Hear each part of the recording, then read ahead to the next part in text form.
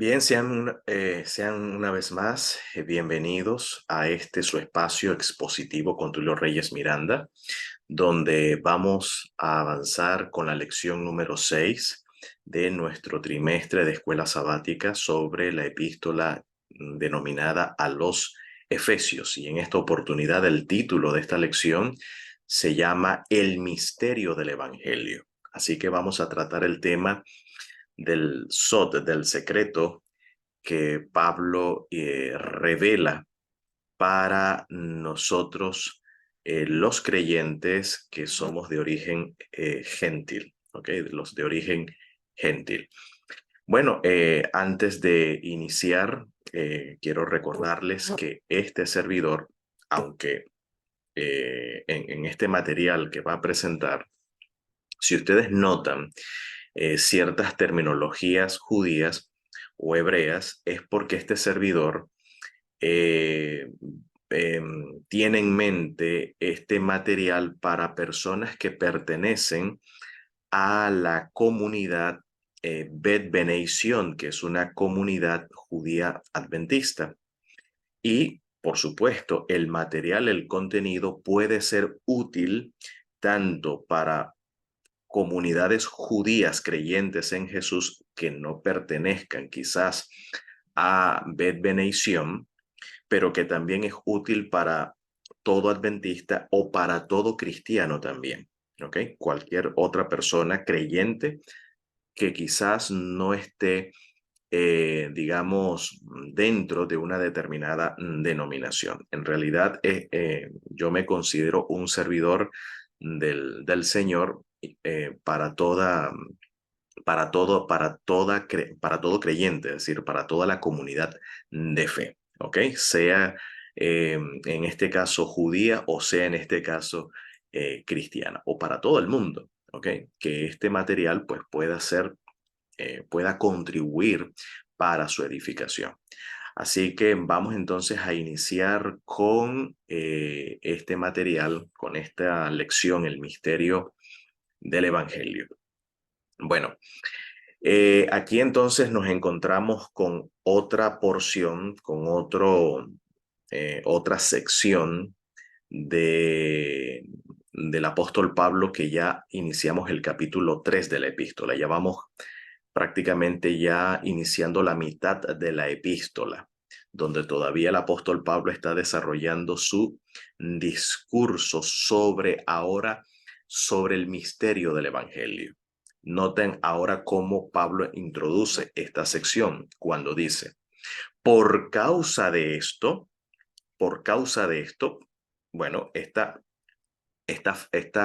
sintagma con la cual el apóstol Pablo inicia su discurso epistolar en el capítulo 3 viene hablando en contexto sobre el estatus que tiene ahora el gentil en el Mesías. Pues el estatus que la circuncisión le daba a los gentiles es que estos están sin el Mesías, estos no tienen la politeia de Israel, la vida nacional de Israel, la ciudadanía de Israel, por lo tanto son ajenos a los pactos o a los testamentos de la promesa, sin esperanza y sin Dios en este mundo. Esa era la consideración, esa era la estima, el parecer que la circuncisión, es decir, la comunidad hebrea, tiene para con las personas de origen gentil, especialmente los creyentes que viene de origen gentil. Pero Pablo entonces hace un cambio de ese paradigma al decir que ahora en el Mesías, en virtud de lo que Dios en el Mesías hizo, también repercute en bendición para las naciones, haciendo a las naciones ya no teniéndolos como lejanos, es decir, es que en realidad los gentiles nunca estuvieron lejanos, sino que sencillamente era la consideración, era el parecer de la circuncisión o del pueblo judío en relación a los gentiles, bueno, por la vida que ellos llevaban, por supuesto, por una vida ajena al pacto, una vida ajena a la Torá, a las instrucciones, a toda disposición divina. Pero el estatus que ahora y que siempre han tenido en Cristo es que ellos son cercanos por causa de la sangre de Cristo y que ahora por la fe ellos llegan a constituirse en conciudadanos, en coherederos de la misma promesa. Y este es el misterio que ahora va a revelar y por la cual Pablo ahora va a mencionar que por esa razón yo, Pablo, estoy prisionero. Por eso dice, por causa de esto, es decir, por enseñar esto, por dar a conocer esto, entonces yo estoy prisionero. Por esta causa, yo, Pablo, el prisionero del Mesías Yeshua, ¿ok? El prisionero del Mesías Yeshua por ustedes, las gentes, es decir, por ustedes los goyim, por ustedes los gentiles, los pueblos, las naciones. Si es que habéis oído la administración de la gracia de Dios, la que a mí en particular ha sido dada para ser administrada a ustedes, es decir, a ustedes las gentes, las naciones. Entonces Pablo está en cadenas precisamente por esta administración, porque él como una vasija ha sido receptor, ha sido el receptáculo de la gracia de Dios, la cual no solamente actúa en él, sino que también actúa por medio de él para todas las gentes. Y por esa razón, Pablo padece, en este caso, las prisiones. Dicho sea de paso, esta epístola Pablo le escribe cuando él estaba preso, ¿ok? Al igual que Colosenses, al igual que Filemón, al igual que otras epístolas que en este caso acompañaron a esta epístola que él escribe.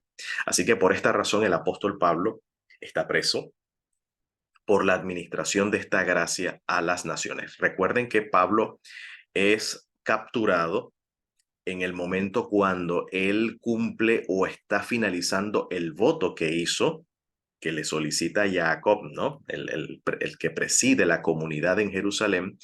eh, Pablo estaba acompañado de ciertos gentiles allí representados y se levantó una calumnia de parte de algunos judíos que venían de Asia diciendo que Pablo había introducido dentro del santuario a unos gentiles, que eso por supuesto era atentar contra la santidad del templo. Y por esa razón entonces Pablo, por esa calumnia es apresado. Ahora bien, pero la razón en realidad por la cual el apóstol dice que yo estoy preso por ustedes es precisamente por su apostolado, por su llamado. De acuerdo al testimonio que Pablo hace en Hechos capítulo 26, 16 al 19, cuando él va a testificar ante Agripa, dice, empero levántate. Esto está hablando de la visión celestial.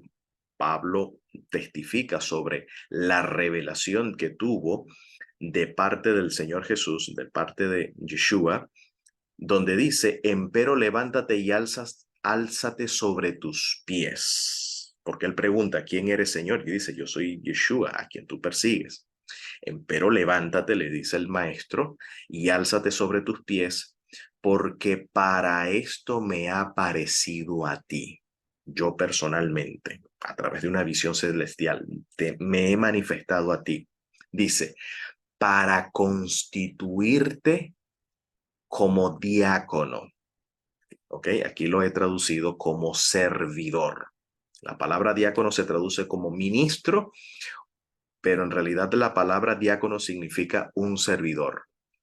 Es decir, que ahora en adelante Pablo estaría al servicio de la causa del Mesías, siendo su testigo, como dice aquí, para constituirte como diácono y como mártir, es decir, como servidor y como testigo, así de lo que has visto ahora, como lo que en lo sucesivo como en lo posterior he de aparecerte. Parece ser entonces que Pablo ha obtenido otras visiones, otras revelaciones, que dicho sea de paso, Pablo, empleando el pronombre de la tercera persona, comenta en su segunda epístola a los Corintios, cuando él habla de que él conoció a un hombre que fue llevado en éxtasis, en visiones, hasta el tercer cielo y pudo escuchar cosas inauditas, cosas inaudibles que jamás en esta creación se han podido escuchar. Es decir, dice que ascendió hasta al paraíso. Entonces, probablemente allí, en esas posteriores o sucesivas revelaciones, Pablo le fue declarado el misterio, del cual en este caso él se ha encargado de manifestar entre los gentiles. Entonces dice, entonces te he constituido, me he manifestado a ti, me he revelado a ti para constituirte por servidor y testigo de las cosas que has visto y de lo que aquí en adelante he de mostrarte, he de aparecerte, eligiéndote del pueblo de Israel y por supuesto de las gentes, porque Pablo, aparte de ser judío, era ciudadano romano también. Entonces, eligiéndote del pueblo y de las gentes, de los goyín, de las naciones, a quien ahora yo te envío, para abrir sus ojos, es decir, para dar vista a los ciegos, es decir, para iluminar, en este caso, a los que están en oscuridad, a fin de que se vuelvan, se conviertan de la oscuridad a la luz, es decir, de la potestad de Satanás a Dios, a fin de recibir ellos, quienes, las gentes, a fin de recibir ellos, los goyim, los goyim, en este caso las gentes, las naciones, tanto remisión de pecados, me gusta más la palabra, quisiera traducir esta palabra más bien la emancipación de los pecados, porque la palabra griega, áfesis, traduce del hebreo yovel, aludiendo al año del Yovel, el año quincuagésimo de la tradición judía, aquella institución establecida en la Torá, donde cada 50 años a los siervos se le daba libertad, donde las deudas eran canceladas y donde el patrimonio de herencia era regresado a sus respectivos dueños. Así que cuando aquí se habla del áfesis de los pecados, está hablando, lo que pasa es que los pecados eran vistos en antigüedad como deudas, ¿ok? Como deudas. Por lo tanto, aquí está hablando del yovel, de la cancelación o de la emancipación de las deudas, como también de la emancipación de los que eran esclavos o de los que eran siervos. En este caso también infiere la servidumbre al pecado y por lo tanto la recuperación de la herencia perdida. Por eso dice, y herencia de los santificados por la fidelidad, la que es por mí. Es decir, la fidelidad que el Mesías imparte. Cuando la escritura habla de la fe, estamos hablando de la fe de Yeshua, de la fe de Jesús, de la fe del Mesías, la fe que Él nos imparte mediante el conocimiento, mediante la revelación del conocimiento de Él, ¿ok? De su gracia, de su obra, y esa fidelidad es en la que nosotros participamos, nos afirma en Él. Y precisamente y nos hace participantes de estas promesas, de la emancipación de los pecados, como también la adquisición de la herencia entre los santos, donde Rey Agripa no he sido inobediente a la visión celestial. Entonces aquí tenemos claramente la razón por la cual está preso, por eso él se constituye un servidor, ¿ok? Él es un servidor y por la cual y por esta causa él está en este caso preso. Ahora bien, luego en el versículo 3 al 4 del capítulo 3 dice, hablando de esta gracia en el cual él administra, el apóstol Pablo administra la gracia que le ha sido dada a él en relación hacia los gentiles, hacia las naciones. Ahora bien, dice, esa gracia que según revelación se me manifestó el misterio. La palabra misterio es una traducción o es una palabra equivalente del hebreo sod, el sod. Se me manifestó el sod, el secreto. Es decir, lo que estaba oculto en la Torá y en los profetas a él, y lo que estaba oculto por ende, oculto en Dios, ahora a él se le manifestó, a él se le reveló. Dice, según antes he escrito en breve, para lo cual podéis leyendo entender mi comprensión en el misterio del Mesías. Entonces ahora Pablo va a declarar, va a exponer cuál es su comprensión, su mentalidad respecto a este sod, a este secreto, a este misterio que estaba oculto, pero que ahora ha sido manifestado.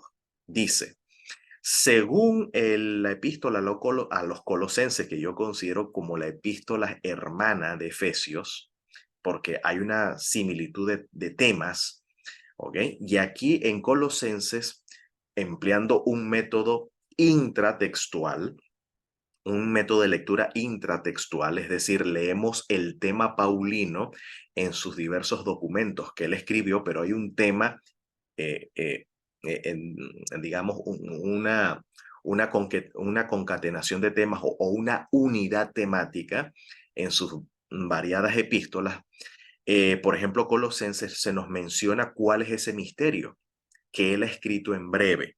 No sabemos a ciencia cierta si se refiere a otro documento que hoy en día no tenemos, o se refiere a la epístola a los Colosenses, o lo que él mismo ha escrito, ¿ok? O lo que él mismo ha escrito dentro de la epístola que se denomina a los Efesios, solo que, bueno, en el capítulo 1, donde Pablo hace, a partir del versículo 15, donde Pablo menciona que él en oración ruega al Padre de Gloria que les dé sabiduría, entendimiento, conocimiento de él en cuanto a este misterio. Aquí entonces en Colosenses, como también en Éfesos, lo va a dar a conocer. Dice, el misterio, el oculto desde los siglos y desde las generaciones, y ahora ha sido descubierto a sus santos, a quienes quiso Dios manifestar cuál sea la riqueza de la gloria de este misterio, ¿ok? De este secreto entre las naciones. O sea, este misterio no es conocido entre las naciones, pero la cual el evangelio que Pablo predica lo manifiesta y lo revela. ¿Cuál es ese misterio? Dice que es el Mesías entre ustedes, la esperanza de la gloria, a quien nosotros, la esperanza de la gloria. Es decir, esta es la esperanza que el Padre quiere ejecutar en nosotros, que que el Mesías habite en nosotros, el Mesías habita en nosotros. Esta es la esperanza de la gloria, a quien nosotros anunciamos, o sea, al Mesías entre nosotros, amonestando a todo hombre y enseñando a todo hombre en toda sabiduría. Este es el diaconado de Pablo, este es el apostolado de Pablo, amonestar y enseñar. O sea, Pablo era un docente. Pablo hacía el trabajo de un profeta en amonestar a todo hombre, ¿ok? Y en enseñar a todo hombre en toda sofía, en toda sabiduría, para presentar a todo hombre perfecto en el Mesías, que en el contexto se habla presentar a todas las naciones, a todos los gentiles, a los que tienen herencia entre los santos, hacerlos santos e irreprensibles delante de él. Esta es la perfección en el Mesías. Es decir, que los santos, los gentiles, lleguen a ser santos e irreprensibles delante de Dios. Entonces, este es el misterio, el Mesías entre nosotros, la esperanza de gloria.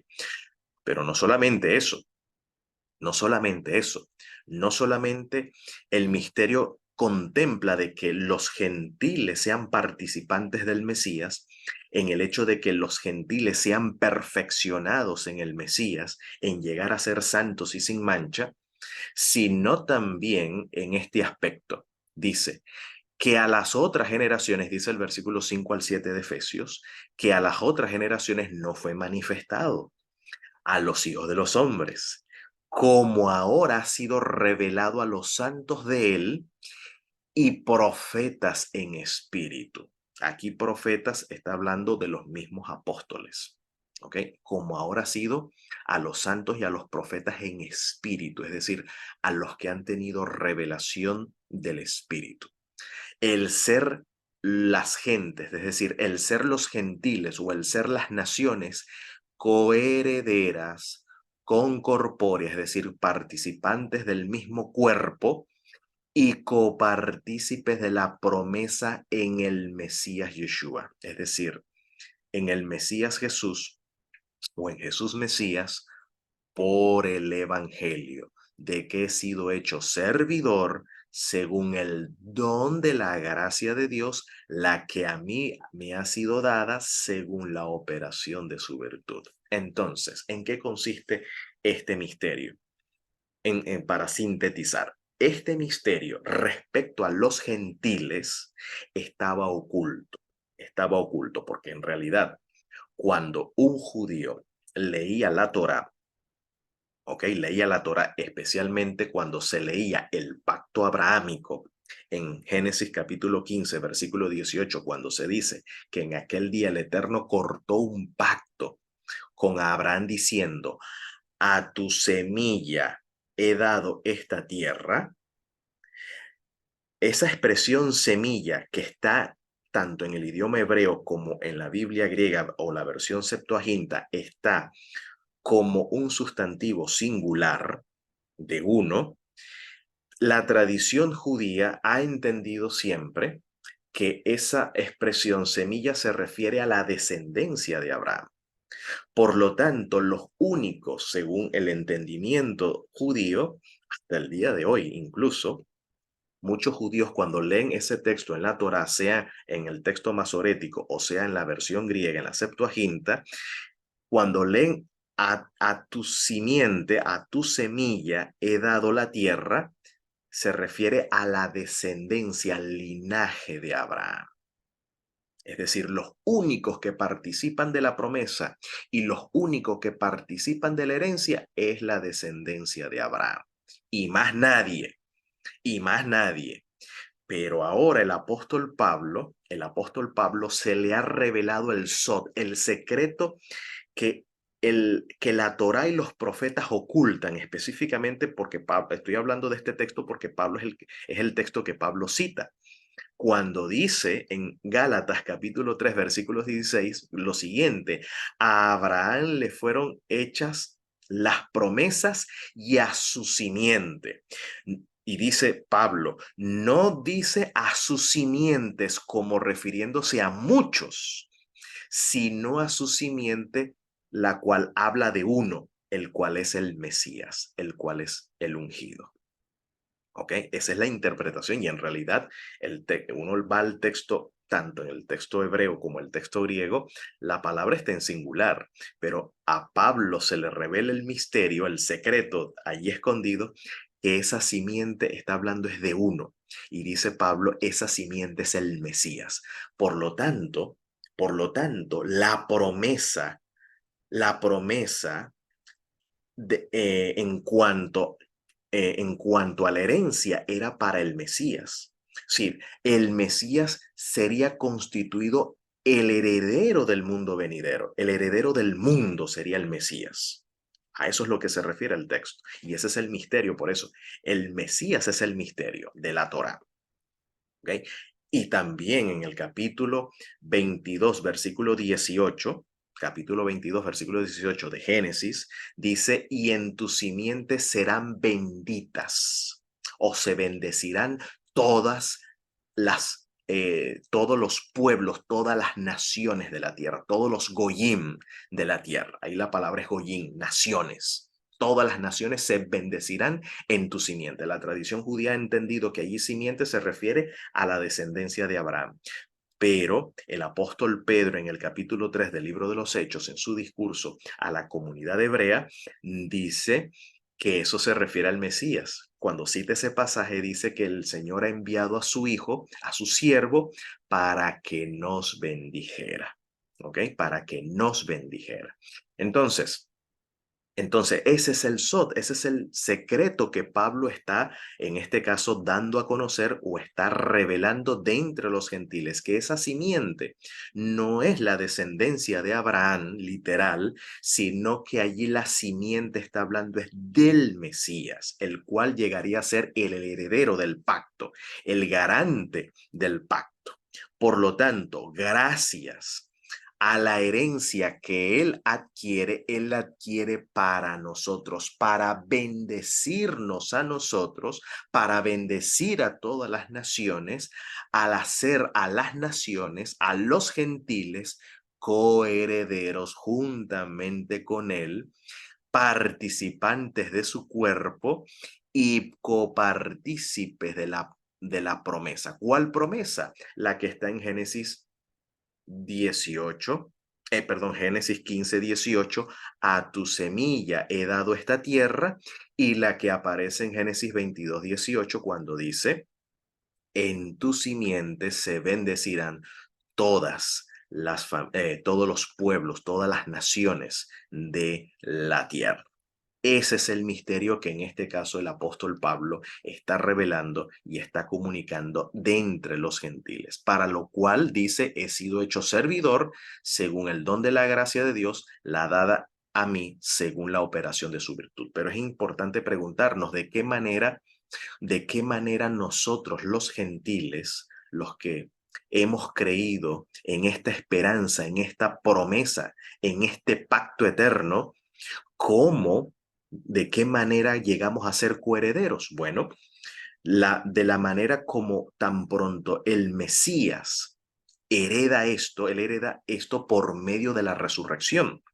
Es interesante que incluso Pablo habla de la resurrección como la esperanza de Israel, la esperanza de las 12 tribus, la resurrección, porque los que alcancen la resurrección heredarán todas las cosas. Pero esa participación de la resurrección es gracias a que la simiente de Abraham, la semilla de Abraham, que es el Mesías, cumplió el pacto. Gracias a la fidelidad del Mesías, el Mesías hereda las promesas del pacto y por lo tanto, al mismo tiempo, el Mesías puede otorgar o compartir la herencia la herencia que él ha recibido, compartirla con todas las naciones a quien el Mesías, por su gracia, los está atrayendo a él. Quienes elijan ser atraídos por su gracia, pues llegarán a ser coherederos, copartícipes de su cuerpo y partícipes de la promesa en heredar, por supuesto, la resurrección. ¿Ok? Por eso dice que en este aspecto he sido hecho servidor según el don de la gracia de Dios dada a mí según la operación de su virtud.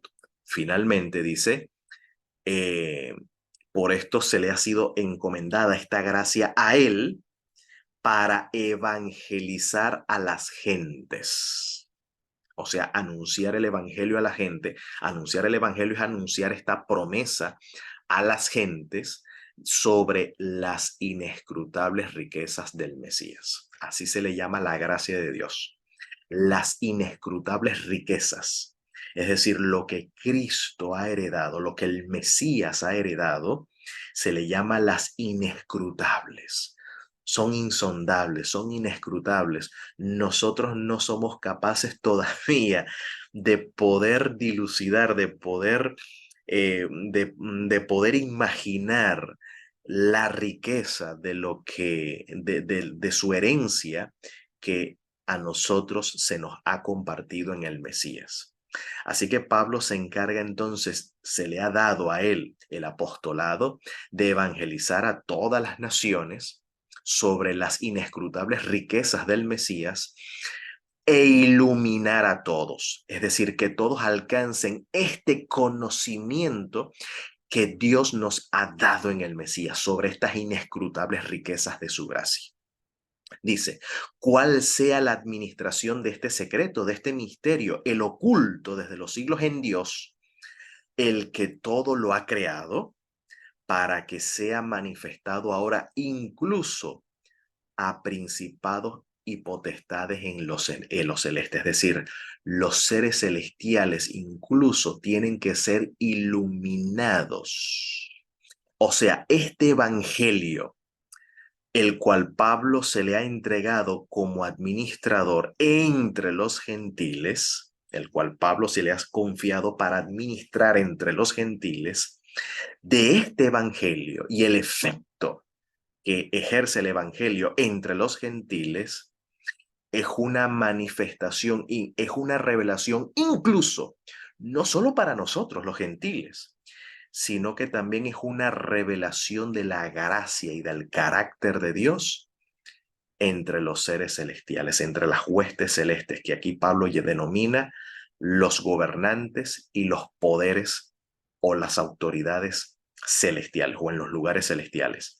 Dice, por las iglesias o por las comunidades, sobre la multiforme sabiduría de Dios, según el propósito de los siglos, lo que hizo en el Mesías Yeshua, lo que hizo en el ungido Jesús, nuestro Señor, en quien tenemos la libre habla y el acceso en confianza por la fidelidad de Él. Quiere decir entonces que esta multiforme sabiduría de Dios, lo que Dios se ha propuesto llevar a cabo, de la cual estos principados y potestades están contemplando, a ellos también se les está siendo manifestado la multiforme sabiduría de Dios.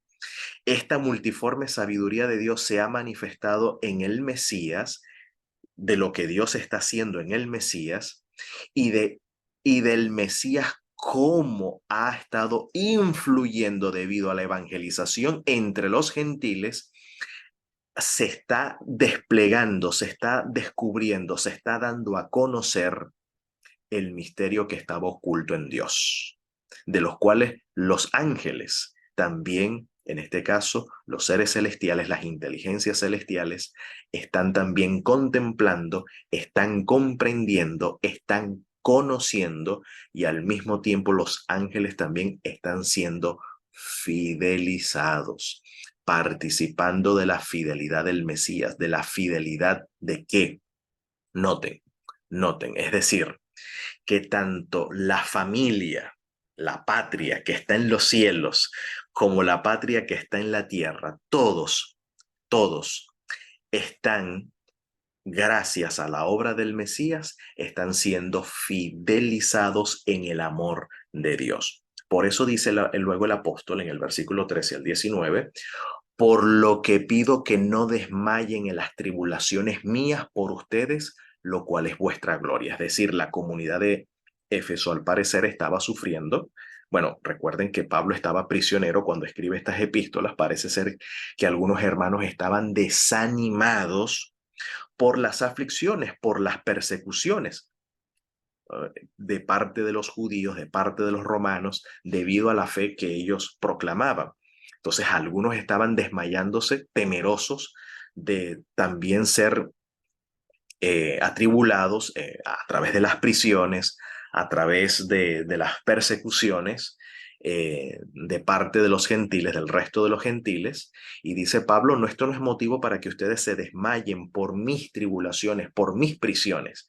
Al contrario, por esta causa, por este misterio, yo doblo mis rodillas ante el Padre de nuestro Señor Jesús el Mesías, de quien toda patria, es decir, todo lo paterno en los cielos y sobre la tierra es nombrado, ¿ok?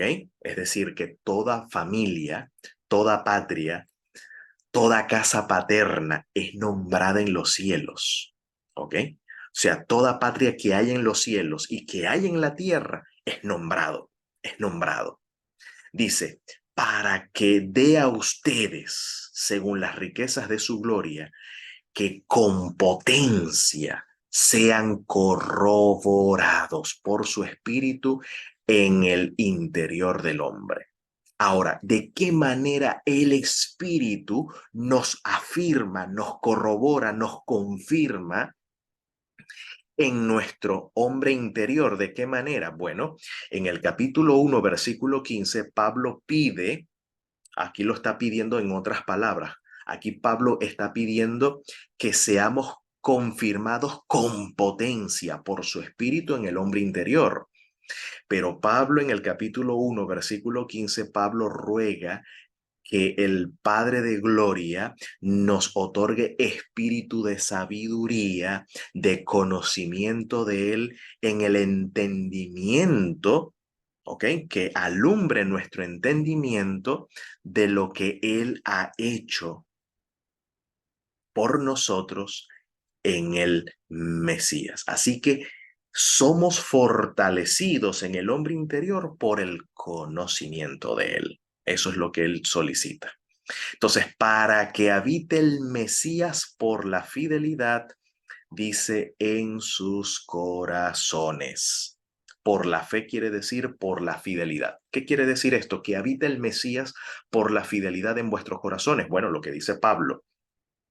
Con el Mesías estoy juntamente crucificado, por lo tanto ya no vivo más yo, sino que ahora el Mesías habita en mí, vive en mí. ¿De qué manera el Mesías habita en mí o vive en mí? Dice, luego explica, para que ahora lo que vivamos en la carne, lo que vivamos en este cuerpo mortal, dice, lo vivamos en la fidelidad del Hijo de Dios. Quiere decir que yo pueda, el Mesías habita en mí cuando en esta carne yo participo de la fidelidad de Él, cuando yo vivo la fe de Jesús en mí, cuando vivo su fidelidad en mí.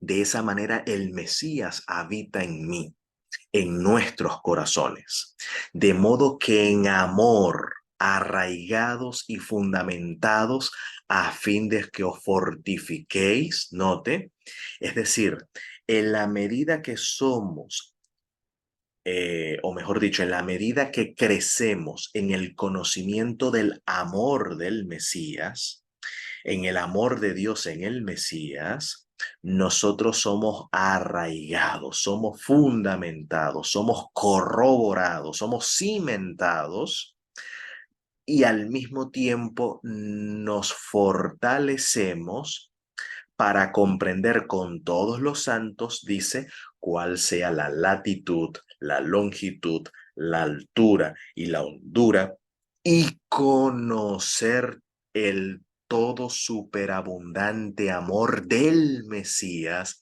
a fin de que os llenéis en toda plenitud de Dios. ¿Qué es la plenitud de Dios? O sea, ¿de qué manera habita en nosotros la plenitud de Dios? Cuando habita en nosotros el superabundante conocimiento de la longitud, de la altura y hondura del amor del Mesías. El conocimiento de la plenitud del amor del Mesías es el ser lleno de la plenitud de Dios. Y el ser lleno de la plenitud de Dios es la que a nosotros nos arraiga, nos fundamenta, nos cimenta en la fidelidad o en la inmutabilidad del Mesías. Nos afirma cada vez más en el Mesías. Ahora noten, cuando se dice en Colosenses que en Cristo corporalmente habitaba toda la plenitud de la deidad, quiere decir que en Cristo habitaba todos los tesoros escondidos de la sabiduría y el conocimiento. Ahora, de esa plenitud de la que habitaba en el Mesías, tú y yo también podemos llegar a ser participantes en la medida en que seamos fortalecidos por su espíritu en el hombre interior, donde el Mesías habita en nosotros por su fidelidad en nuestros corazones en el que seamos arraigados, fundamentados en su amor y en comprender y en conocer su superabundante amor que es en el Mesías. Es lo mismo que Pablo ruega que se nos dé espíritu de sabiduría, de conocimiento y de entendimiento de Él en Cristo y del conocimiento de las inescrutables riquezas de su gloria y de su gracia. Así que, mis queridos, este es lo que hace, esto es la revelación del misterio, esta es la revelación del secreto. Este misterio, este secreto revela en primer lugar, el carácter amante de Dios. Dios siempre estuvo en Cristo. Dios nunca estuvo enemistado con la especie humana. Nunca estuvo enemistado ni con judíos ni con gentiles. Más bien, Dios desde la eternidad estuvo en el Mesías, reconciliando consigo al mundo, no imputándole a los hombres sus pecados. Dios no se reconcilió con nosotros en la cruz, no.